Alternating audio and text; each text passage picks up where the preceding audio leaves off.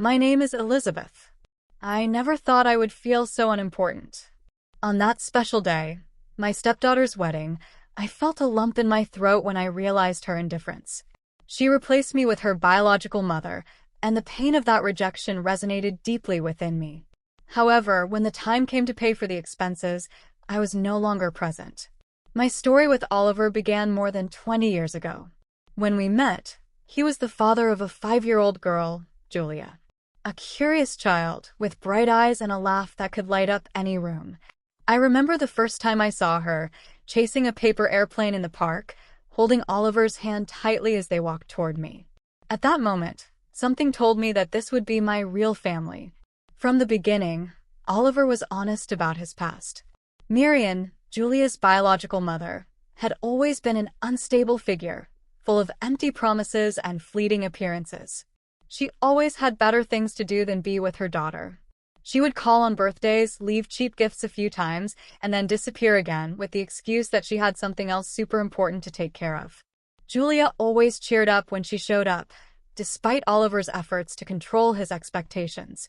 When my relationship with Oliver became serious, he made it clear that Julia was his priority. I accepted that wholeheartedly. What I didn't expect was the depth of love I would develop for that little girl. It wasn't immediate, but over time, every "I love you, Mom" and every child's drawing with my name misspelled won me over. I was there when she learned to ride a bike, after countless falls and scraped knees. I was there when she developed a high fever in the middle of the night, holding her while Oliver fetched the thermometer. At her first school recital, I helped her practice the poem until she knew it by heart. On the big day, she was shaking behind the curtain, but she met my eyes in the crowd before it began, seeking the reassurance that I was there. And I always was. Miriam, on the other hand, was just a supporting character. She made big promises. "Next summer, I'll take you to the beach," or "I'll buy you that bike you want," but never kept them. Julia would cry when those promises fell apart, and I would always pick up the pieces. I never wanted to be the reason she lost faith in her mother. As Julia grew older, our bond only grew stronger. I was the one who attended her school reunions, helped her pick out her prom dress, and cheered her on from the stands at her games. She called me Mom, and even though I wasn't her real mother, I knew I meant it. So what happened next tore me apart. When Julia went to college, I supported her without hesitation. I covered most of her tuition, her books, and even the rent on her small apartment. It was a financial sacrifice, but I didn't mind. I wanted her to have the opportunities one never had. Miriam, as always, remained inconsistent. I would call her sometimes to say, "I'm proud of you," but I never contributed financially or played an active role in her life. When Julia graduated, she ran to me after the ceremony with tears in her eyes. "Thank you for everything, Mom. I couldn't have done it without you." In that moment, every sacrifice was worth it. So when Julia announced her marriage to Marcus, I was genuinely happy. I imagined myself walking down the aisle with her, a symbolic moment that would reflect all that we had been through together. I never said it out loud, but I assumed that honor would be mine. After all, I had been there for every milestone in her life. When Julia graduated, she ran to me after the ceremony with tears in her eyes. "Thank you for everything, Mom. I couldn't have done it without you." In that moment, every sacrifice was worth it. So when Julia announced her marriage to Marcus, I was genuinely happy. I imagined myself walking down the aisle with her, a symbolic moment that would reflect all that we had been through together. I never said it out loud, but I assumed that this honor would be mine. After all, I had been there for every milestone in her life. The weeks leading up to the wedding were filled with excitement. Julia talked about the dress, the flowers, and the music. As always, I offered my support, paying for part of the reception, contributing to the dress, and covering incidentals. I never expected anything in return, but I imagined that I would be recognized as an important part of that day. Then the invitation arrived. I opened it with a smile, expecting to see my name in a special place. Instead, it was just a formal guest list. My name was nowhere to be seen. Worse, Julia had chosen Miriam to stand at the altar. At first, I thought it was a mistake, but when I asked her about it, her answer hit me like a punch in the gut. There is only one biological mother, and I always wanted to give her this moment. I can't describe how I felt. Years of love, sacrifices, and efforts were discarded as if they meant nothing. But the worst part wasn't her choice. It was how casually she said it, as if she had never even considered choosing me. Her wedding day was one of the most humiliating days of my life. I arrived early, wearing a dress I had made for the occasion, sat silently among the guests, and watched as all eyes were on Miriam there at the altar. During the speeches, I thought someone would mention me. No one did. I was invisible. Something inside me broke that day. The part of me that had always been willing to sacrifice itself simply shut down. I didn't know it yet, but that moment marked the beginning of a change that would alter everything. That moment, when Julia arrived at the altar and Miriam was there, was etched in my memory. She was radiant, as any bride should be, but for me, the image was filled with bitterness. Not because I didn't want her happiness, but because I realized at that moment that I was disposable to her. The week after the wedding, Julia and Marcus jetted off for a luxurious honeymoon to a beachfront resort with stunning views and top-notch amenities. I didn't ask much about it, couldn't bring myself to engage in conversation about something that had marked the breaking point in our relationship. What I didn't expect was what would happen when Julia returned. She barely had time to unpack before she called me. Her tone was light, as if nothing had happened. She talked enthusiastically about the beaches, the surprise dinner Marcus had planned under the stars. I listened silently, responding in short sentences, struggling to maintain my composure. Then the conversation took a turn I should have seen coming. "Mom," she said, the familiarity of the word cutting deeper than I cared to admit. "I need a favor," she said. There were some unexpected expenses on the honeymoon, and we're a little strapped for cash. Could you help us cover the costs? For a moment, I was speechless. The way she asked, so casually, so confidently, as if she simply expected me to say yes, just like I always had. I was the one who fixed things, the one who provided, the one who sacrificed for her without question. But this time something in me balked. Maybe it was wounded pride, or maybe it was the weight of years of being ignored. All I knew was that for the first time, I didn't feel obligated to say yes. "I'm sorry, Julia," I said, keeping my voice steady even though my heart ached. "I can't help you this time." Silence. I could imagine the confusion on her face. "But you've always helped before," she finally said, incredulity in her voice. I took a deep breath. "Maybe you should ask Miriam. She's your real mother, isn't she? Maybe she can help." Another long silence, then a quiet, "I see." And she hung up. No argument, no anger. Just an abrupt ending that left a hollow feeling in my chest. Later, Oliver confronted me. He called me cruel, said I couldn't just abandon Julia when she needed me. I told him it wasn't about money, it was about respect. I've been there for her for over 20 years, Oliver. And when she had the chance to acknowledge that, she chose to act like it wasn't enough. I can't keep being her backup plan whenever things don't go her way. Oliver didn't understand. For him, blood always came first, even when that blood had made nothing but empty promises. The conversation ended in silence, but something between us had changed. An invisible wall had formed where there had never been one before. Julia hadn't contacted me since that call. Oliver told me Marcus was upset with me for abandoning Julia at a difficult time. Apparently, Miriam, unsurprisingly, had disappeared.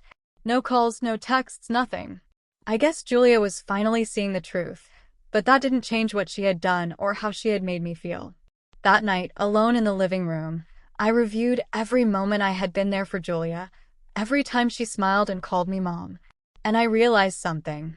I had always believed that title was a choice, an acknowledgement that I had earned my place in her life. But now I wondered if it was just a convenient word for her, something she said when it benefited her. I don't know if I will ever get over it, but one thing is certain. This time, I will not be the one to continue giving because, honestly, I don't think I have anything left to give. Despite my efforts to keep my distance, the drama keeps finding me. Oliver constantly tries to fix things between Julia and me, looking at me with that mixture of disappointment and pleading, as if he expects me to give in and go back to being the man who never said no. But what he doesn't understand or refuses to accept is that something inside me changed that day. I can't just go back to the way things were. Ever since the phone call where I refused to pay for Julia's honeymoon, our relationship has completely disappeared. She hasn't been in touch, and while it hurt at first, it now feels like a relief. No more requests for money disguised as "how are you?" What surprised me, though, was how quickly trouble had set in their marriage. Oliver, of course, had been in constant contact with Julia and had casually mentioned it over dinner one night. "Julia and Marcus are struggling financially," he sighed dramatically. "Marcus lost his job and they're having trouble paying the rent." I kept eating, already knowing where this was going. Oliver persisted. "Don't you think we should help them? After all, she's our daughter." I put down my fork and took a deep breath. "I'm not her mother anymore, Oliver. According to Julia, that role belongs to Miriam. So if she needs help, she should ask her." Oliver looked at me as if I'd said something unforgivable. "How can you be so cold? She's always counted on you. You can't turn your back on her now." I laughed bitterly. Cold? Cold is what she did to me at the wedding. Because honestly, that's exactly how I felt. Cold and invisible, like I'd never spent 2 decades being the one who was there for her. If Miriam is her mother for the big moments, then she can be her mother for the hard times, too. That ended the conversation. Oliver stormed out, taking his plate to the sink. That night, we slept in silence back to back. It hurt that this was affecting our relationship, but I couldn't keep being the woman who gave of herself without getting anything in return. Despite everything, Julia soon got in touch, although not directly. A week later, I got a message from Marcus, short but full of desperation. "Hi, it's Marcus, Julia's husband.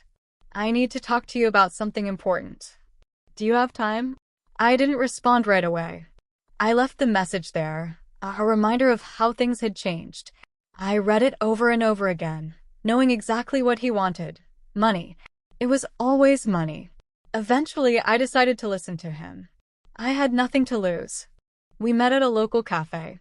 Marcus was already there, tapping his foot nervously, staring at an untouched cup of coffee. I sat down without saying a word, waiting for him to speak first. "Thanks for coming," he finally said, though his tone held no sincerity. It sounded more like an obligation. "I know things are tense between you and Julia, but we're going through a tough time right now and thought maybe you could help." There it was. The inevitable request. I kept my face neutral. "What do you need?" I asked, though I already knew. Marcus sighed, staring at the coffee as if searching for the right words. "Julia and I have been struggling financially since our honeymoon.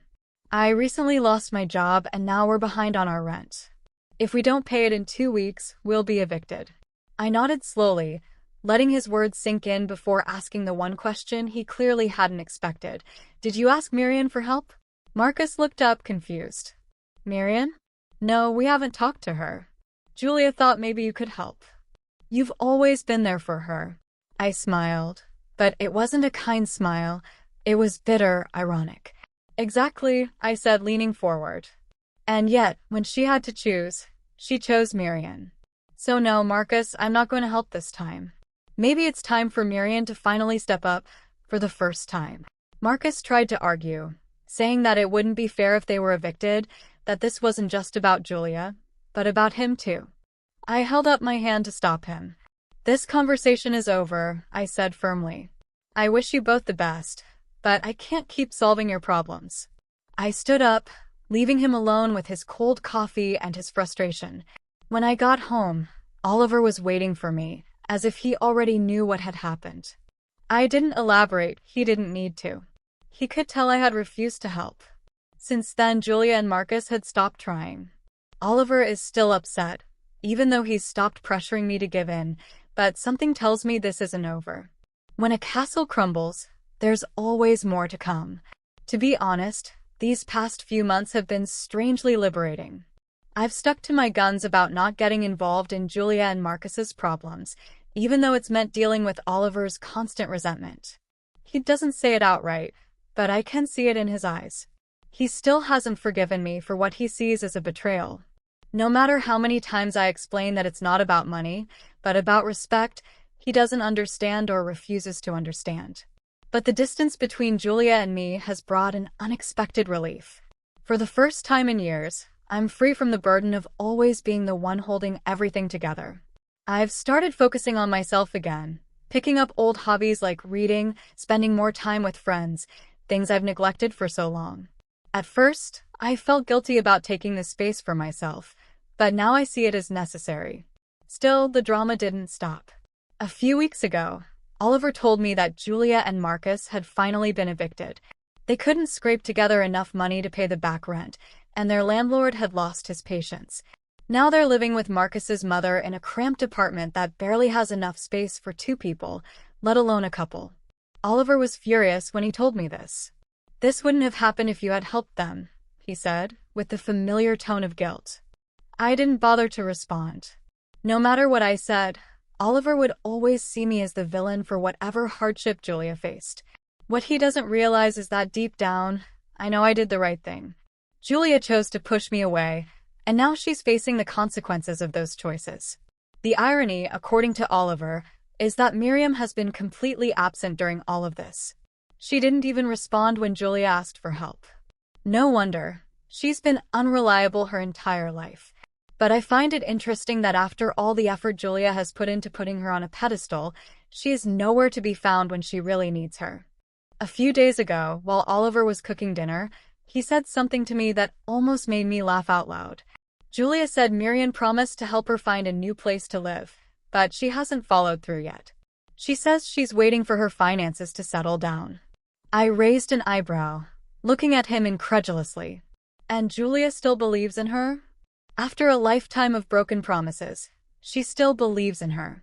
I asked, not in anger, but in genuine curiosity. Oliver sighed, looking at me sadly. "It's her mother," he said simply, as if that explained everything. That conversation had been on my mind for days.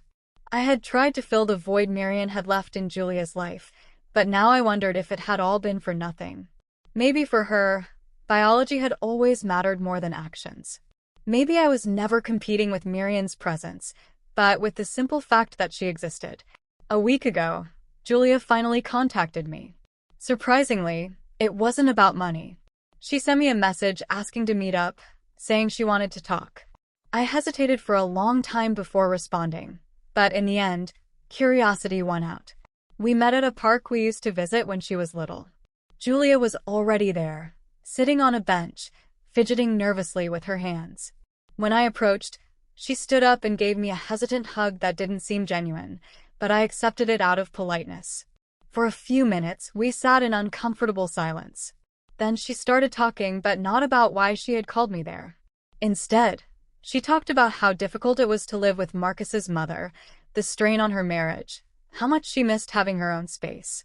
I listened without interrupting, and I could tell she had a lot to get off her chest. Then, finally, she got to the point. "Mom," she said, a word that used to mean so much to me but now felt hollow. "I know I let you down. I know the marriage hurt you, and I don't think I realized how much until it was too late." I waited, letting her continue.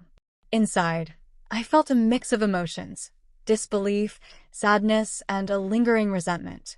Julia took a deep breath before adding, "I just want to say I'm sorry for how things turned out.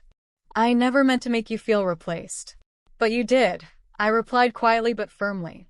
"And it wasn't just at the wedding, Julia. It was every time you ignored everything I did for you, every time you chose to see Miriam as something she never was.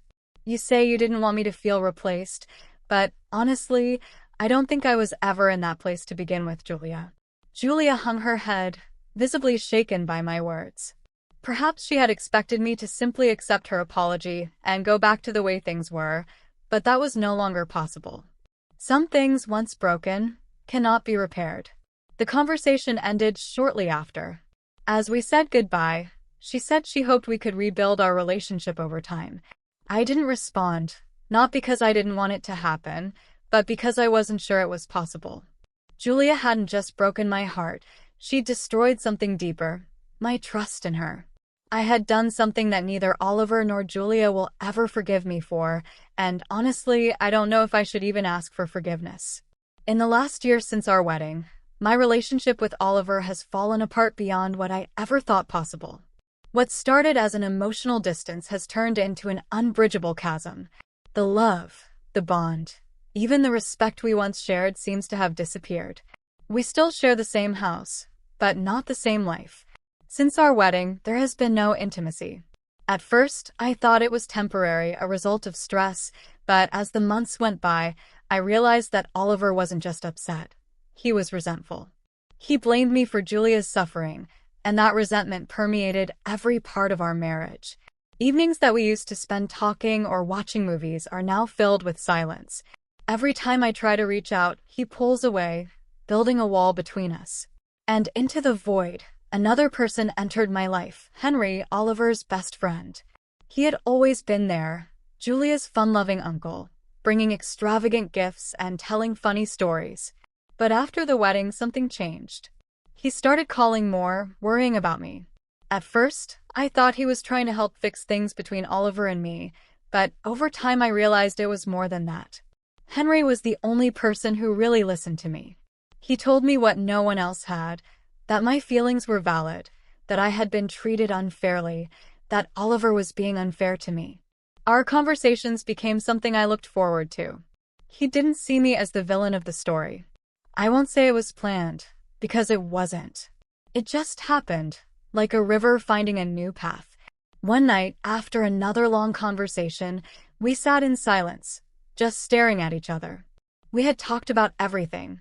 How invisible I felt in my own home, how Oliver had become cold to me, how my life seemed to be falling apart.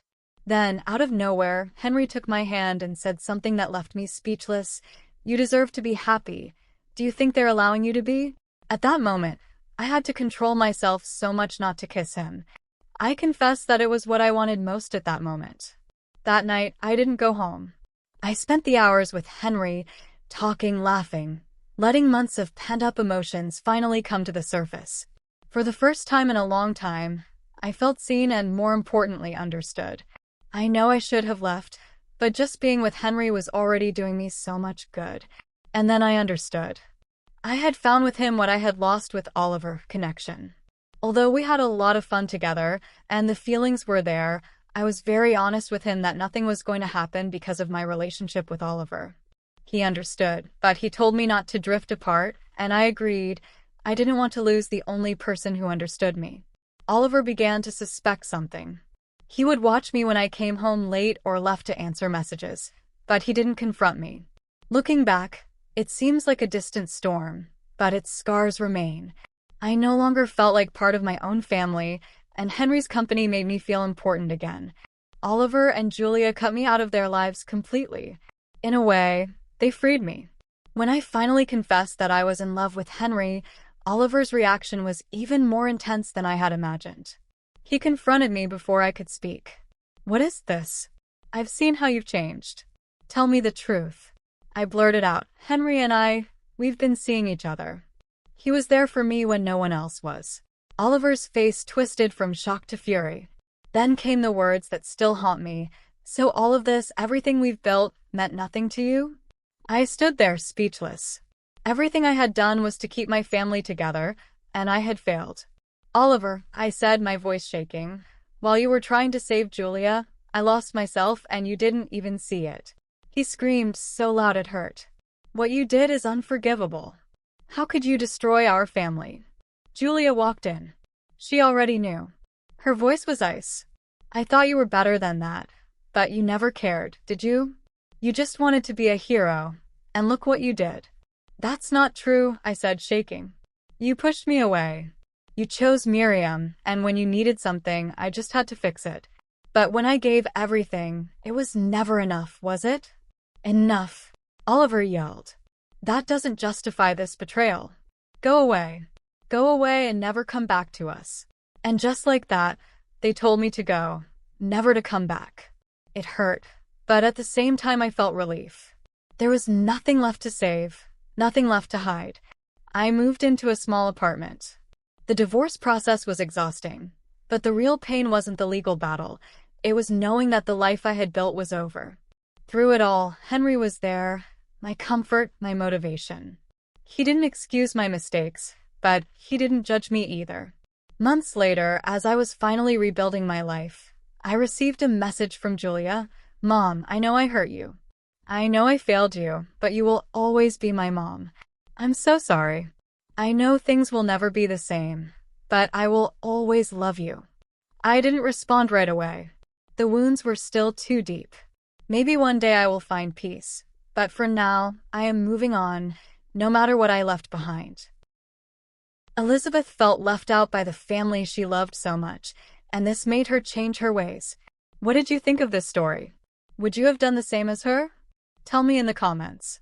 If you liked this story, please like and share this video and subscribe to the channel for more amazing content.